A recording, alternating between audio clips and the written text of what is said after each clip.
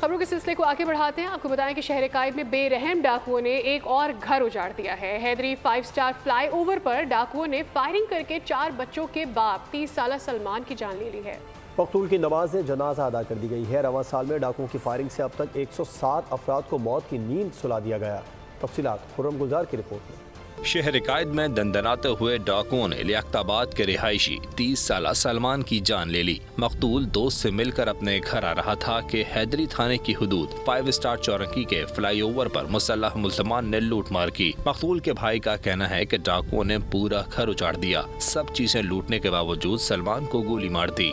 सब कुछ दे दिया है इन्होंने सामान, और उसके बावजूद भी इनके जो है फायर मारा है। सलमान किचन का काम भी था, बिजनेसमैन भी थे, और जो है बेटे उनके 2 हैं, 2 बेटियां हैं। काम वही कर रहे थे। हमारे बड़े समझ लो सबसे छोटा भाई था, लेकिन हमारा सबसे बड़ा बना हुआ था। बहुत बड़ा सानिया हुआ है जिंदगी का, जिसको हम भुला नहीं पाएंगे जिंदगी भर। मकतूल सलमान के 2 बेटे और 2 बेटियां और कैटरिंग का काम करता था। मकतूल के भाई का कहना है गोदों में पाला था, मालूम नहीं था कि इसकी मैयत उठाएंगे। मामूली मोबाइल फोन की खातिर कीमती जानें ली जा रही हैं और पुलिस खामोश तमाशाई बनी हुई है।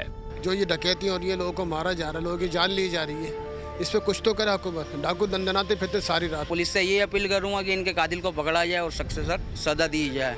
पुलिस के मुताबिक मकतूल सलमान को एक गोली सीने पर लगी जो जानलेवा साबित हुई। 2 मोटरसाइकिलों पर 4 मुसलमान सवार थे। वाक़े के हवाले से तहकीकात की जा रही हैं, जबकि मकतूल सलमान की नमाज जनाजा मकामी मस्जिद में अदा की गई। सब्सक्राइब करें और बेल दबाएं ताकि कोई खबर रह न जाए।